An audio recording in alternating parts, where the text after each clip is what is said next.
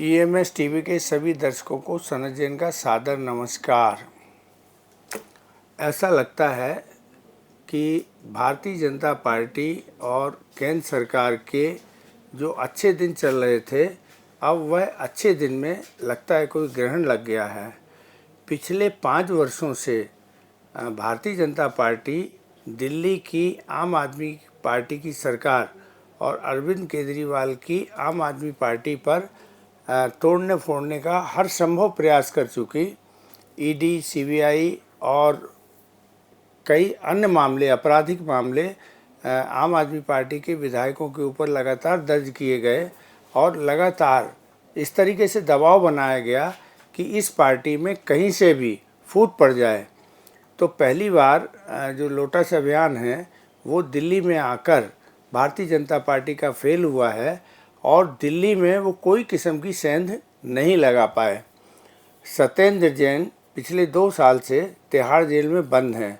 उन्हें भी money laundering वाले मामले में जेल में बंद करके रखा गया है और उनकी इतनी बुरी स्थिति हो गई कि उन्हें ऑपरेशन कराने तक के लिए इतने लंबे समय पे बड़ी मुश्किल से शर्तों के साथ जमानत दी गई थी और जैसे ही वो ऑपरेशन उनका हुआ और वो स्वस्थ हुए, फिर से तिहाड़ जेल पहुंचा दिया गया।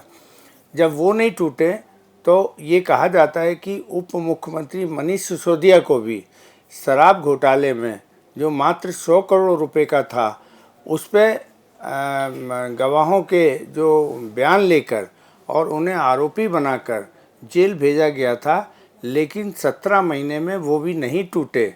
और जब नहीं टूटे तो फिर केजरीवाल को फंसाया गया कि जब अरविंद केजरीवाल मुख्यमंत्री होते हुए जब जेल चले जाएंगे तो इस पार्टी में शायद फूट पड़ जाए, और तब भी यहाँ पर फूट नहीं पड़ी। और संजय सिंह को भी इस बीच में गिरफ्तार किया गया, 6 महीने करीब वो भी जेल में रहे। तो सरकार ने, केंद्र सरकार ने अपनी पूरी शक्तियाँ हर तरीके की, चाहे वो ईडी हो, सीबीआई हो, जेल हो या गवर्नर के सारे अधिकार देने के बाद दिल्ली सरकार के लिए नया ऑर्डिनेंस जारी करके और दिल्ली सरकार के जो अधिकार थे वो उपराज्यपाल को देने के बाद भी दिल्ली सरकार को तोड़ने में केंद्र सरकार सफल नहीं हो पाई।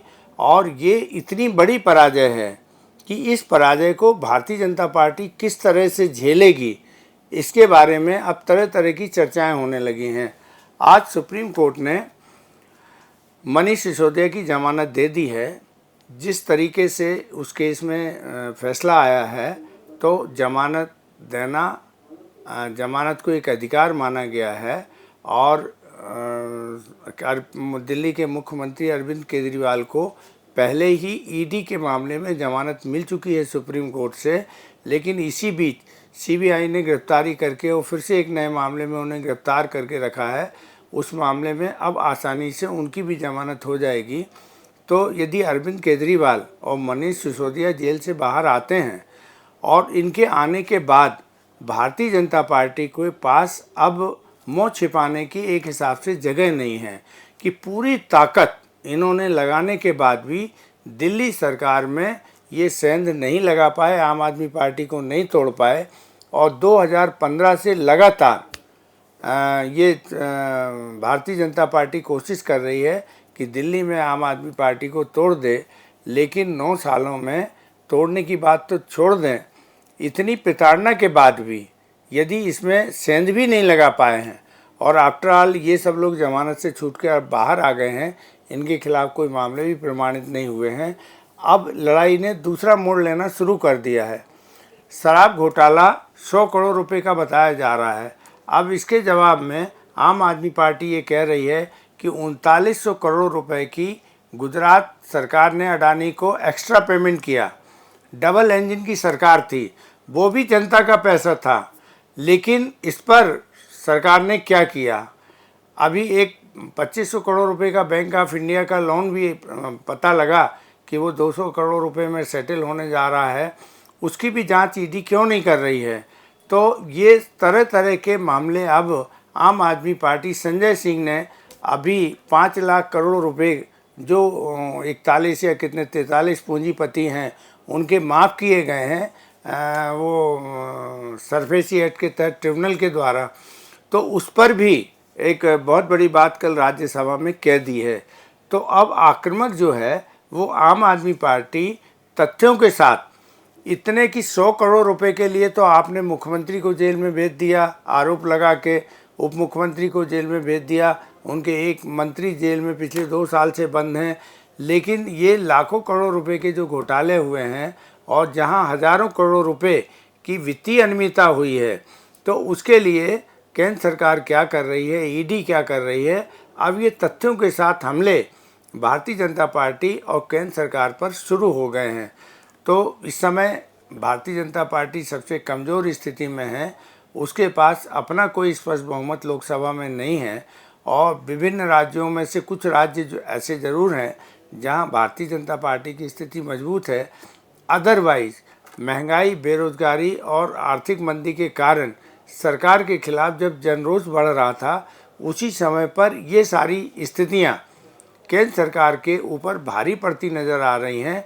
और अब तो लोग ये कहने लगे कि एक 10 साल पुरानी पार्टी को जब उससे मुकाबला भारतीय जनता पार्टी नहीं कर पाई तो बाकी के साथ क्या करेगी।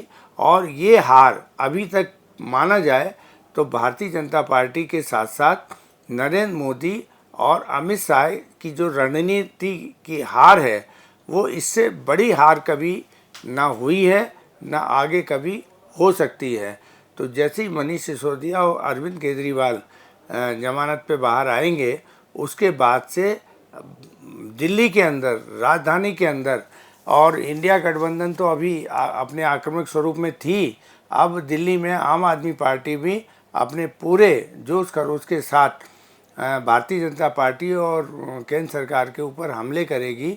और इस पार्टी को जब इन सब बातों के बाद नहीं तोड़ पाए तो आगे कभी तोड़ पाएंगे, अभी ये तो दिखता नहीं है। तो कुल मिला के ये कहा जा रहा है कि केंद्र सरकार के लिए एक तरह से मुसीबतें बढ़ती चली जा रही हैं और इससे बाहर निकलने का रास्ता कोई मिल नहीं रहा है। कहा जाता है जब समय खराब आता है तो हर चीज़ उल्टी पड़ती है और बुद्धि भी वैसी ही हो जाती है। तो भारतीय जनता पार्टी के जो समय इस समय चल रहा है वो अच्छा समय नहीं है। और जो अरविंद केजरीवाल और मनीष सिसोदिया और आम आदमी पार्टी के ऊपर जिस तरीके से हमले कर रही थी, जिस तरीके से दिल्ली सरकार के सारे पावर लेफ्टिनेंट गवर्नर को दे दिए गए, यहाँ तक कि म्यूनिसिपल कॉरपोरेशन में जो एल्डरमैन नियुक्त होते हैं अब वो भी एलजी करेंगे। तो ये पूरा का पूरा देश में पहली बार ऐसा हो रहा है कि जहाँ राज्य सरकार तो दिल्ली में है, लेकिन केंद्र शासित प्रदेश होने के कारण दिल्ली सरकार के निर्वाचित सरकार के सारे अधिकार आज की तारीख में प्रत्यक्ष और अप्रत्यक्ष रूप से दिल्ली के एलजी को सौंप दिए गए हैं। इसके बाद जो स्थितियां बन रही हैं कि यदि उसके बाद भी वो पार्टी बनी हुई है तो ये सरकार की सबसे बड़ी कड़ी पराजय के रूप में देखा जा रहा है। इससे बड़ी पराजय कोई हो नहीं सकती है।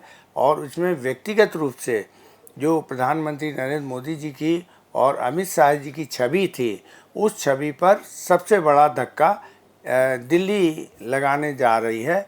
बस यही कहना चाहते थे। नमस्कार।